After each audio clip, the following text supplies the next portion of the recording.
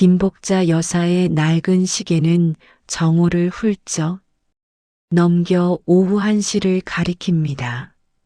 하지만 여사의 밥상은 늘 이 시간이 되어서야 차려지곤 했죠. 밥상 위에는 밥 한 공기와 묵은 김치, 그리고 어제 먹다 남은 콩자반이 전부입니다. 여사는 숟가락을 들었지만 왠지 모르게 입맛이 없습니다. 밥알을 겨우 몇 술 뜨다가 이내 숟가락을 내려놓고 멍하니 밥상을 응시합니다. 80에 가까운 세월 동안 이 집의 부엌은 늘 분주했습니다. 새벽부터 나가 장사를 해야 했기에 아침은 전쟁터 같았고 저녁은 고단함 속에서 겨우 한숨 돌리는 시간이었습니다. 갓 지은 밥 냄새와 된장찌개 끓는 냄새가 끊이지 않던 곳이었죠. 하지만 지금은 그저 낡고 고요한 공간이 되어버렸습니다. 벽지는 세월의 얼룩을 그대로 간직하고 있고 오래된 나무 식탁에는 자식들의 어린 시절 장난 흔적이 희미하게 남아 있습니다. 여사는 한때 옷장사로 이 동네에서 꽤나 소문난 사람이었습니다. 악착같이 돈을 모아 남편 없이 홀로 이 집을 지켰죠. 이 낡은 주택은 그녀의 삶 그 자체였습니다. 자식들의 학자금, 결혼 비용, 그리고 그녀의 고단했던 청춘이 이 집 벽돌 하나하나에 스며들어 있습니다. 여사는 무릎을 덮고 있는 담요를 만지작거립니다. 그 촉감이 마치 지나간 시간의 잔해처럼 느껴지는 듯합니다. 에고, 또 잊어버렸네. 약 먹는 시간을. 여사는 스스로에게 나지막이 말하며 자리에서 일어납니다. 걸음걸이가 정같지 않습니다. 관절염 때문인지 아니면 마음의 무게 때문인지 몸이 자꾸만 앞으로 숙여집니다. 냉장고 문에 붙어 있는 메모지를 발견하고는 그제야 약봉지를 찾아냅니다.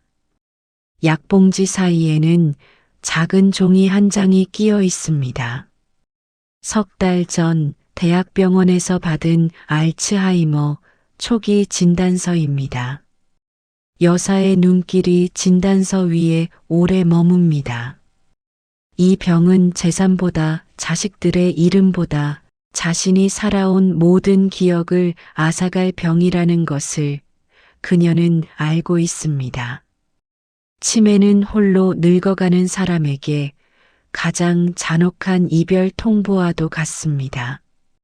여사는 약을 삼키고는 안방 서랍 깊숙한 곳에서 빛바랜 사진첩을 꺼냅니다. 앨범 속에는 해맑게 웃고 있는 어린 성우와 선영의 모습이 있습니다. 아이들은 언제나 엄마의 곁을 떠나지 않을 것처럼 밝게 웃고 있죠. 여사는 그 사진들을 한참 동안이나 바라봅니다.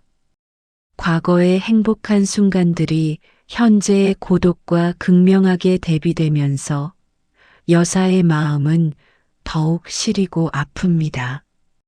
이 집과 이 사진들만이 그녀의 유일한 보물이자 현재의 삶을 묶어두는 끈인 셈입니다. 사진을 어루만지는 여사의 손길이 떨리고 있습니다.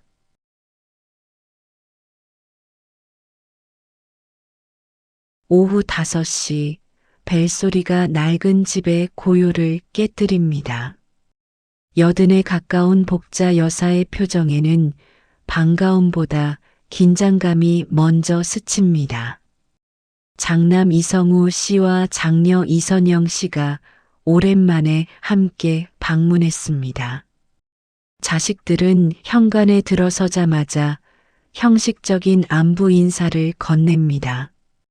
성우 씨의 눈은 집안 구석구석을 훑고 있고 선영 씨는 시계를 힐끔거립니다. 그들의 방문 목적이 순수한 안부에는 없다는 것을 여사는 직감적으로 느낍니다.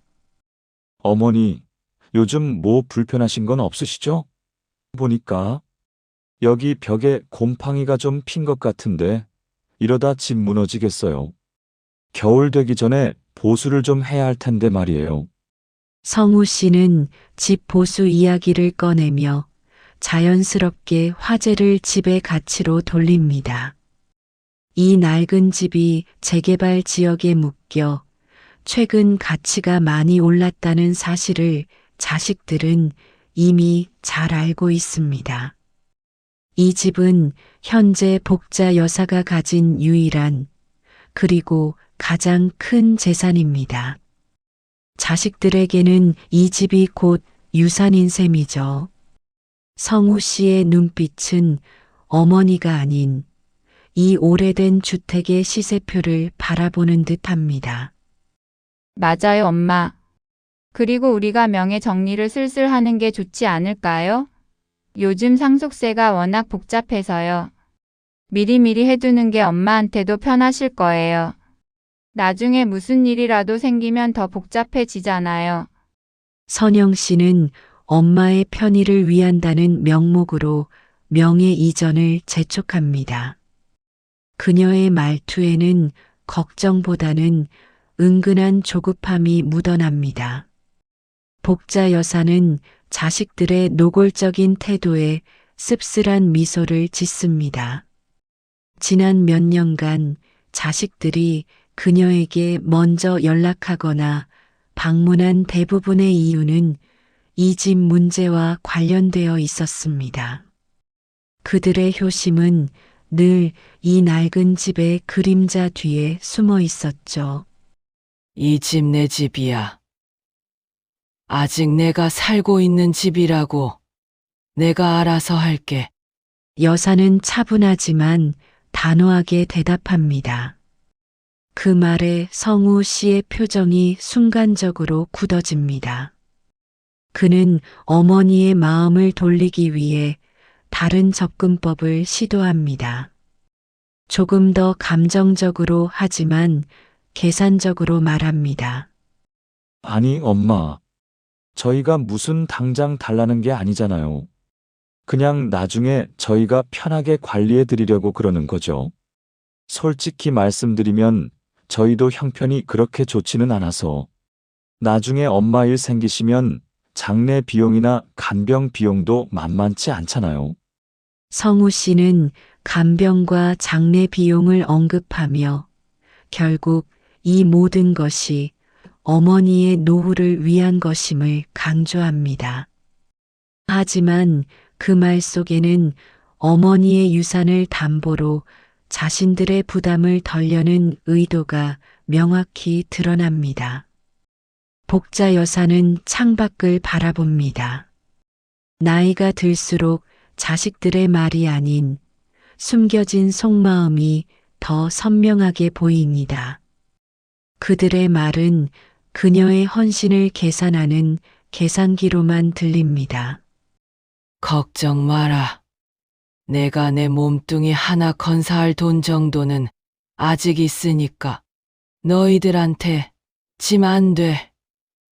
여사의 대답은 차갑고 짧았습니다. 더 이상 이 주제에 대해 이야기하고 싶지 않다는 뜻입니다. 자식들은 목적을 달성하지 못하자 불편한 기색을 감추지 못하고 자리에서 일어납니다. 성우 씨는 다음에 다시 오겠다는 말을 남기고 선영 씨는 현관 앞에서 형식적인 포옹을 건넵니다. 문이 닫히고 집안은 다시 고요함에 잠깁니다. 여사는 자식들이 놓고 간 빈자리를 한참 동안이나 바라봅니다. 그들의 방문은 그녀에게 잠시의 온기 대신 깊은 외로움과 상실감만을 남겼습니다. 이 낡은 집이 그녀의 삶을 끝까지 지켜줄 유일한 요새가 될지, 아니면 자식들과의 관계를 무너뜨리는 마지막 덫이 될지, 그녀는 이제 결단을 내려야 합니다.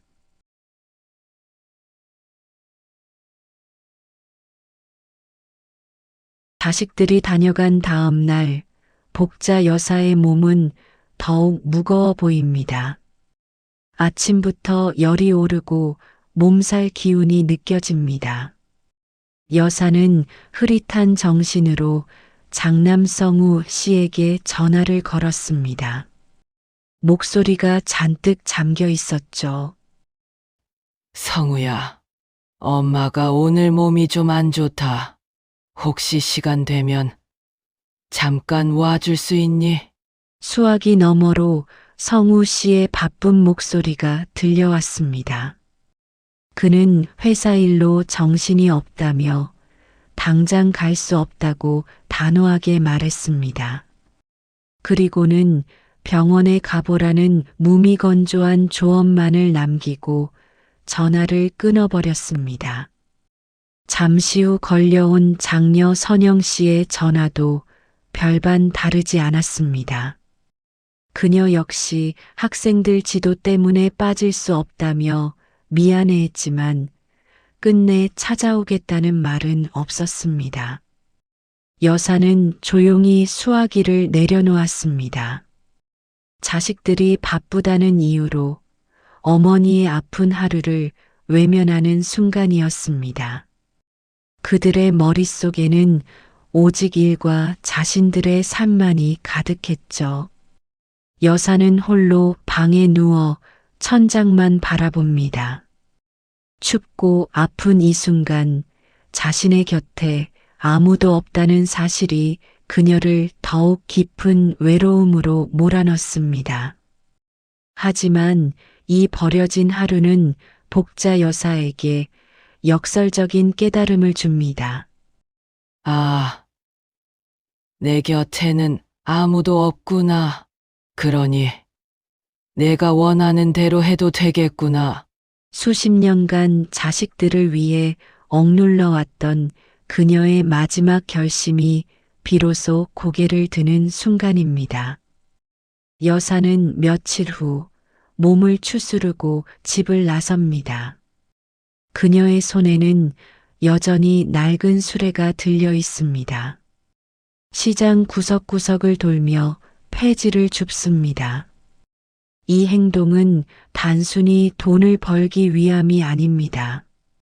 그녀에게는 평생 몸을 놀려 자식들을 먹여 살렸던 억척스러움의 상징이자 자기 존재의 증명과도 같습니다.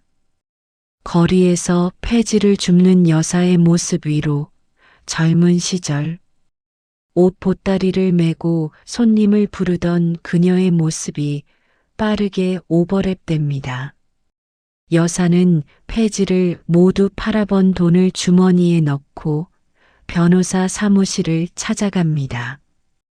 이 집을 물려줄 자식이 아닌 남에게 주기로 결심한 것이죠.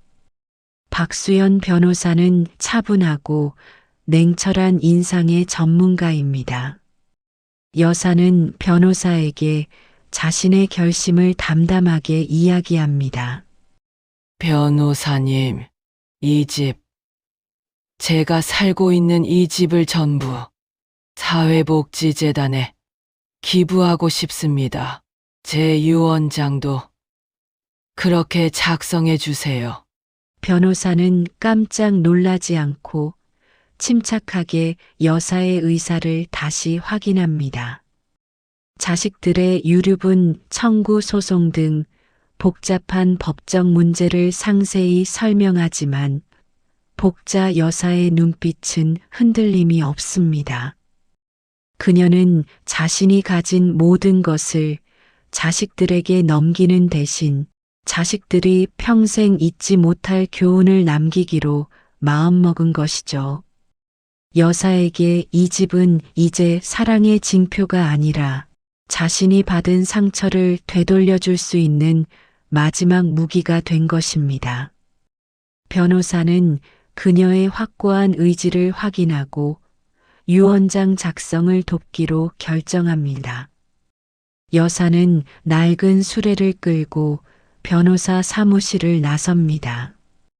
그녀의 표정은 수심 가득했던 이전과 달리 묘한 해방감과 결연함으로 가득 차 있습니다.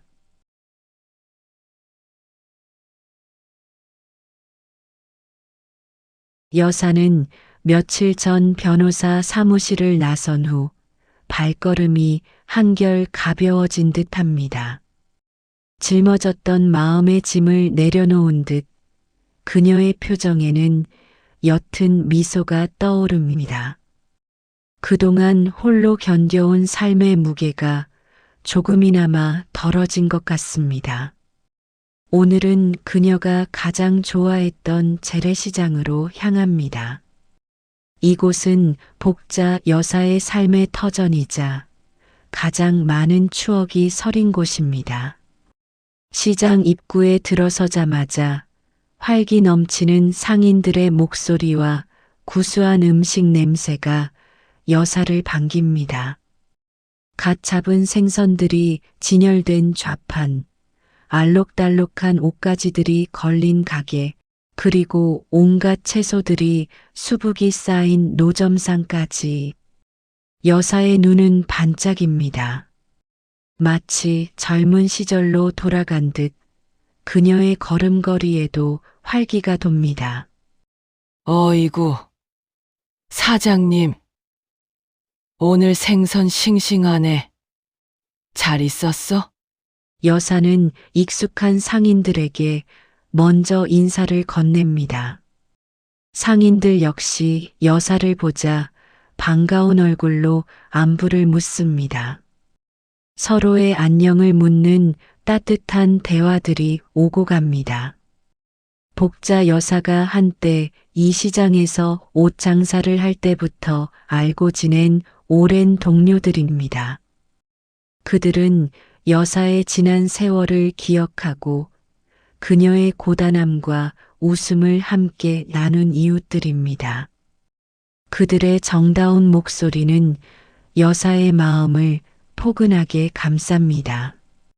여사는 한참을 시장 구경하며 걷다가 한 작은 분식집 앞에 멈춰 섭니다. 이곳은 자식들이 어릴 적에 가장 좋아했던 떡볶이를 팔던 단골집입니다. 맵고 달콤한 떡볶이 냄새가 여사의 코끝을 스치자 어린 자식들과 함께 이곳에서 떡볶이를 먹던 행복한 기억이 파노라마처럼 스쳐 지나갑니다. 입가에 저절로 미소가 번집니다. 여사는 분식집 안으로 들어갑니다. 주인 아주머니는 여사를 보자마자 반갑게 맞이합니다. 여사는 떡볶이 1인분과 김밥 한 줄을 주문하고 자리에 앉습니다. 따뜻한 어묵 국물 한 모금을 마시자 몸과 마음이 녹아내리는 듯합니다. 그녀는 주위를 둘러봅니다. 학생들과 젊은 연인들이 도란도란 이야기하며 분식을 먹는 모습이 보입니다. 그들의 밝은 웃음소리가 그녀의 지난 추억을 더욱 선명하게 만듭니다. 아주머니, 여기 떡볶이 좀 포장해 줄 수 있어요? 양은 좀 넉넉하게요. 여사는 음식을 다 먹고 나서 주인 아주머니에게 떡볶이를 포장해 달라고 부탁합니다. 자식들이 어릴 적에 좋아했던 음식을 보면 늘 사가곤 했던 습관이 남아있는 것입니다. 포장된 떡볶이를 들고 시장을 나서는 여사의 발걸음은 여전히 가볍습니다. 하지만 그녀의 손에 들린 떡볶이는 결국 자식들에게 전달되지 않을 것입니다. 이 떡볶이는 자식들을 위한 것이라기보다 과거의 자신과 현재의 자신을 위한 마지막 선물이자 그녀의 슬픈 결심을 굳건히 하는 의식과도 같았습니다. 햇살 가득한 시장을 뒤로하고 여사는 집으로 향합니다. 그녀의 뒷모습은 밝고 활기차 보이지만 어딘가 모르게 쓸쓸한 그림자를 드리우고 있습니다. 며칠 후 박수연 변호사가 복자 여사의 집으로 찾아옵니다. 서류 가방에는 완성된 유언장이 들어 있습니다. 변호사는 복자 여사에게 최종 유언장을 읽어주며 내용을 다시 확인합니다. 본인 김복자의 모든 재산은 사회복지재단 늘봄에 기부한다. 라는 문구가 명확하게 적혀 있습니다. 여사는 고개를 끄덕이며 모든 내용에 동의합니다. 그녀의 표정은 차분하고 흔들림이 없습니다. 오랜 고민 끝에 내린 결정이기에 망설임은 전혀 보이지 않습니다. 변호사는 유언장 공증 절차와 관련 서류들을 안내합니다. 복자 여사는 모든 절차를 묵묵히 따릅니다. 이 과정은 그녀에게 단순한 서류 작업이 아닙니다. 자식들에게 받았던 상처와 고독을 정당하게 되갚아줄 마지막 설계를 완성하는 의식과도 같습니다. 변호사는 마지막으로 혹시 자식들에게 남기고 싶은 말이 있는지 조심스럽게 묻습니다. 통상적으로 유언장에 자식들에 대한 당부나 애정의 메시지를 남기기도 하기 때문입니다. 어머니, 혹시 자녀분들께 마지막으로 남기고 싶은 말씀이 있으실까요? 유언장에 추가하실 수도 있고 아니면 따로 영상으로 남기실 수도 있습니다. 복자 여사는 잠시 생각에 잠깁니다. 그녀의 눈빛은 먼 과거를 회상하는 듯 아련합니다. 자식들에게 진심으로 하고 싶은 말이 많았지만 이제 와서 그런 말들이 무슨 소용일까 싶습니다.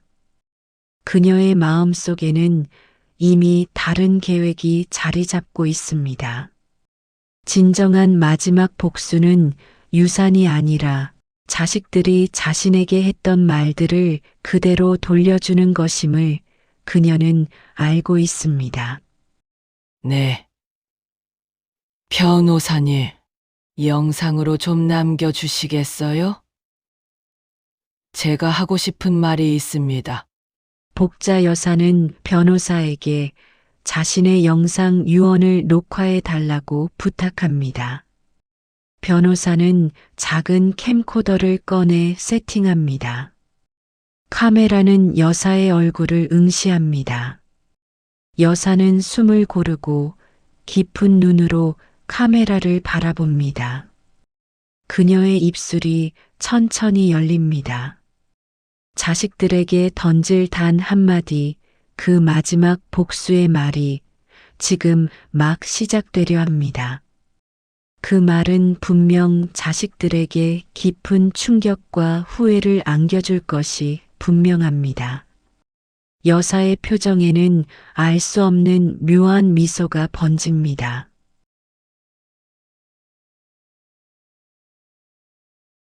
계절이 바뀌고 쌀쌀한 바람이 불어오던 새벽, 복자 여사는 결국 쓰러지고 말았습니다.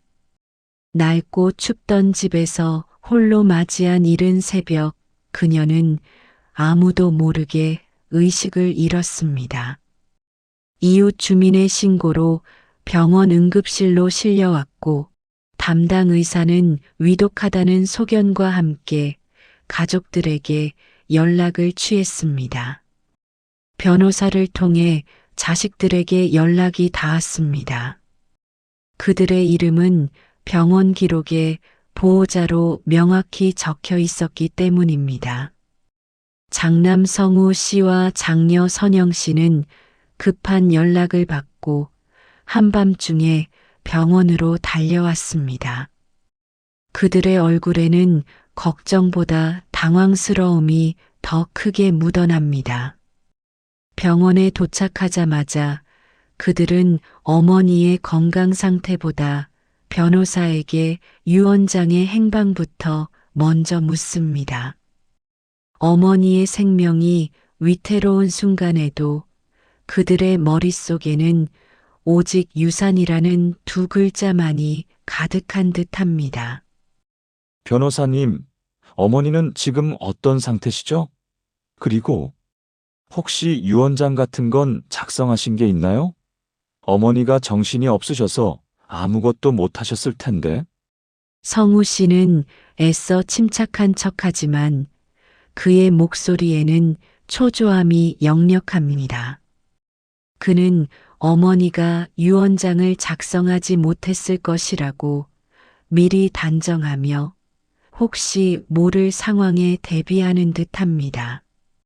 선영 씨 역시 오빠의 말에 동조하며 변호사를 바라봅니다. 그들의 눈빛에는 어머니에 대한 깊은 애정보다 계산적인 이해관계가 먼저 비칩니다. 맞아요, 변호사님. 어머니가 치매기도 하시고 요즘 워낙 정신이 없으셔서 혹시라도 이상한 문서 같은 거에 서명하신 건 없겠죠? 선영 씨는 어머니의 치매를 언급하며 유언장의 유효성을 미리 의심하는 듯한 뉘앙스를 풍깁니다. 그들의 이런 모습은 담당 의사나 간호사들에게도 불편한 시선을 받습니다. 생명이 위급한 상황에서 자식들이 보이는 이런 태도는 병실의 분위기를 더욱 차갑게 만듭니다. 복자 여사의 병실은 차가운 기계음만이 가득합니다. 생명 유지 장치들이 규칙적인 소리를 내며 그녀의 위태로운 생명을 지탱하고 있습니다. 변호사는 자식들의 질문에 차분하게 대답합니다.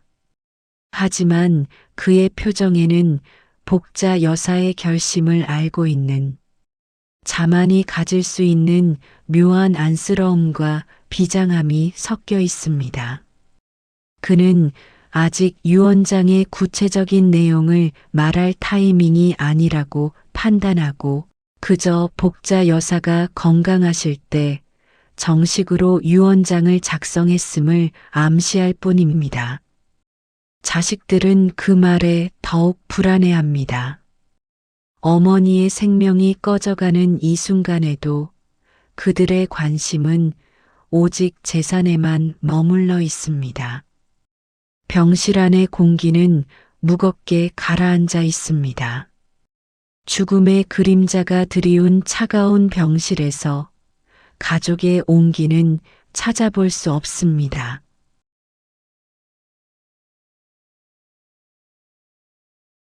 새벽의 어둠이 거치지 않은 깊은 시간, 병실 안에는 옅은 기계음과 복자 여사의 가쁜 숨소리만이 맴돕니다.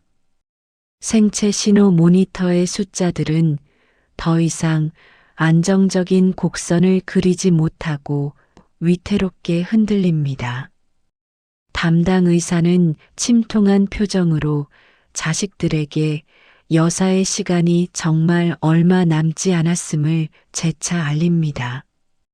그들의 얼굴에는 충격과 함께 이제 모든 것이 끝나가고 있다는 싸늘한 현실감이 드리웁니다. 성우 씨와 선영 씨는 어머니의 침대 곁으로 다가섭니다.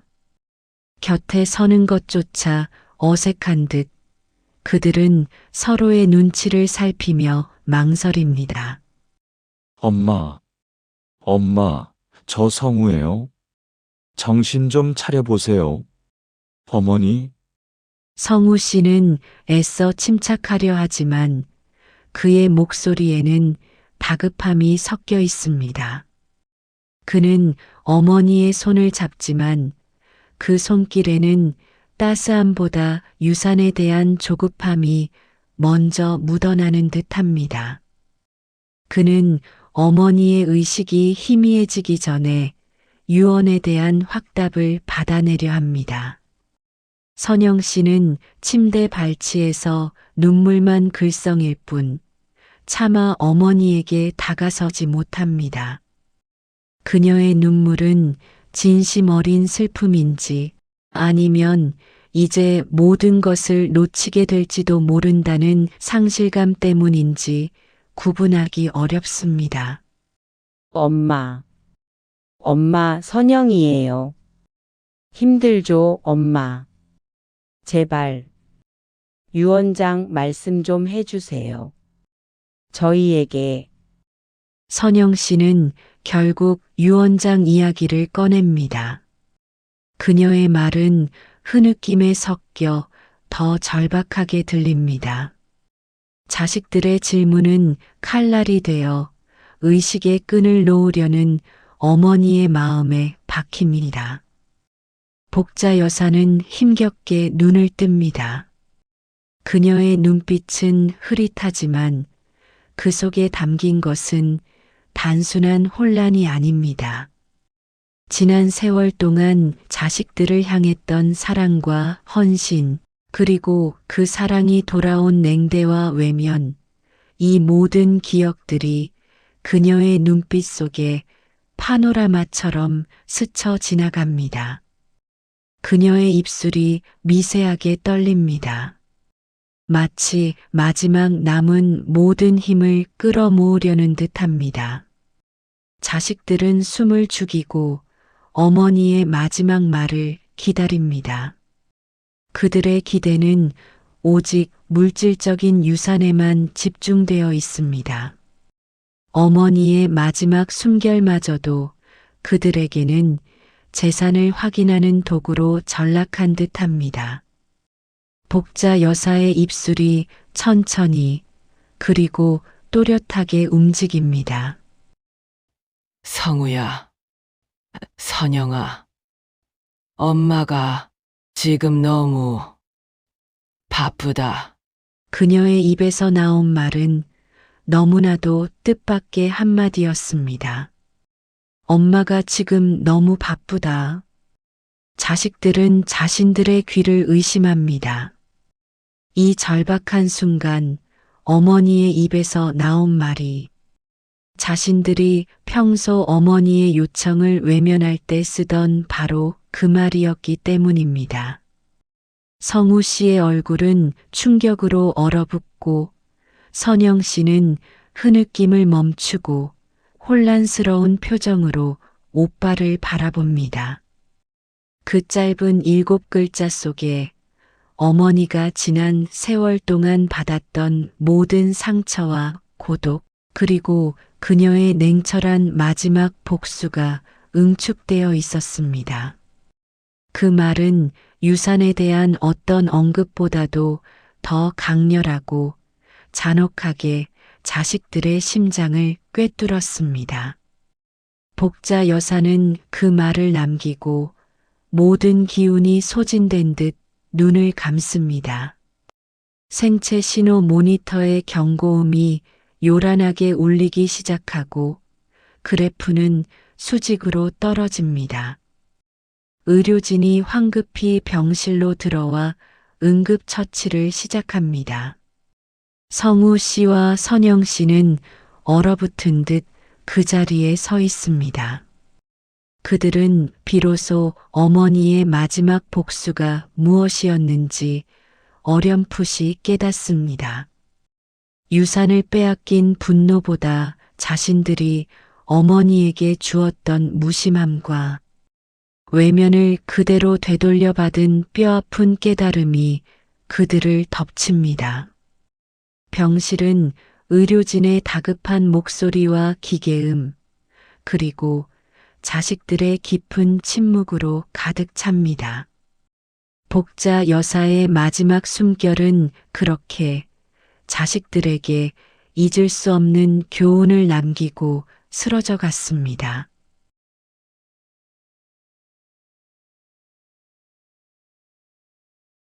복자 여사의 장례식은 쓸쓸했습니다.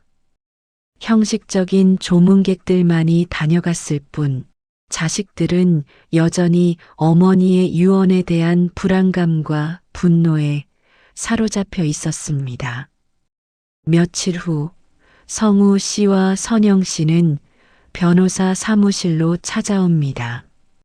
그들의 얼굴에는 아직도 어머니의 마지막 한마디가 남긴 충격과 함께 유산에 대한 집착이 뒤섞여 있습니다. 변호사님, 이제 유언장 내용 좀 알려주십시오. 저희 어머니가 정말로 아무것도 안 남기고 가셨을 리가 없잖아요. 아니면 혹시 치매 때문에 잘못 사명하신 거 아닙니까? 성우 씨는 노골적으로 유언장의 내용과 유효성에 대해 따져 묻습니다. 그의 목소리에는 분노와 함께 불안감이 감돌고 있습니다. 선영 씨 역시 변호사를 노려보듯 바라봅니다. 그들은 여전히 어머니의 죽음보다 유산이라는 물질적인 것에 더 매달려 있습니다. 변호사는 그들의 태도에 차가운 시선을 던지며 복자 여사가 남긴 유언의 진정한 의미를 전달하려 합니다. 이성우 씨, 이선영 씨, 고 김복자 여사님께서는 본인의 모든 재산을 사회복지재단 늘봄에 기부하셨습니다. 모든 절차는 여사님께서 명확한 의사를 가지고 진행하셨으며 법적 효력에는 아무런 문제가 없습니다. 변호사의 말에 성우 씨와 선영 씨의 얼굴은 경악으로 물듭니다. 그들의 입에서 탄식과 함께 분노에 찬 외침이 터져 나옵니다. 말도 안 돼. 어떻게 이럴 수가. 그들은 자리에서 벌떡 일어나며 격렬하게 항의합니다. 자신들이 그토록 탐냈던 어머니의 유산이 한순간에 사라진 현실을 도저히 받아들일 수 없는 듯합니다. 그리고 여사님께서 두 분께 남기신 마지막 영상 유언이 있습니다. 부디 차분하게 시청해 주십시오. 변호사는 작은 모니터를 켜고 복자 여사의 영상 유언을 재생합니다. 화면 속의 복자 여사는 창백하지만 눈빛만큼은 강렬하게 빛나고 있습니다. 그녀의 목소리는 녹화 당시에 힘이 없어 가늘지만 그 메시지는 어떤 고함보다도 강력하게 자식들의 심장을 파고듭니다. 성우야, 선영아, 내 아들, 딸아, 너희가 내게 남긴 가장 큰 유산은 내가 아파도 내가 외로워도 늘 바쁘다며 나를 외면했던 너희들의 그 관심 없던 하루란다. 너희가 그 하루를 나에게 선물했으니 나도 너희에게 이 하루를 영원히 기억할 선물로 남긴다. 내가 죽어서도 너희는 내가 아닌 너희가 나에게 주었던 그 하루하루를 영원히 기억하고 살아가거라. 그것이 내가 너희에게 남기는 진정한 유산이다. 영상 속 복자 여사의 마지막 메시지가 끝나자 사무실 안은 얼어붙은 듯한 침묵에 잠깁니다. 성우 씨와 선영 씨는 충격과 함께 형언할 수 없는 죄책감에 사로잡힙니다. 그들의 얼굴은 핏기 없이 창백해지고 눈빛은 흔들립니다. 어머니의 마지막 복수는 유산을 빼앗는 것이 아니라 그들에게 가장 소중했던 시간과 마음을 무심하게 흘려보냈던 자신들의 모습을 거울처럼 비춰준 것이었습니다. 그들은 어머니에게서 유산이라는 물질을 잃었지만 그보다 훨씬 더 큰 되돌릴 수 없는 시간과 사랑을 잃었다는 것을 뒤늦게 깨닫습니다. 시간이 흘러 복자 여사의 낡은 집은 사회복지재단 늘봄의 간판을 달고 새로운 모습으로 변모했습니다. 아이들의 웃음소리와 어르신들의 활기찬 대화가 끊이지 않는 따뜻한 보금자리가 된 것입니다. 복자 여사가 평생을 바쳐 지켰던 그 집은 이제 그녀의 이름처럼 늘 봄 같은 온기를 세상에 나누어 주고 있습니다. 화면은 복자 여사의 젊은 시절, 시장에서 옷 보따리를 메고 환하게 웃던 사진 위로 오버랩됩니다. 그리고 마지막 자막이 화면을 채웁니다.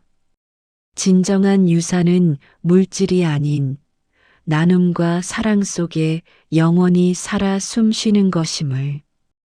복자 여사의 마지막 복수는 자식들에게는 뼈아픈 교훈을, 세상에는 따뜻한 사랑의 씨앗을 남기고 그렇게 막을 내립니다.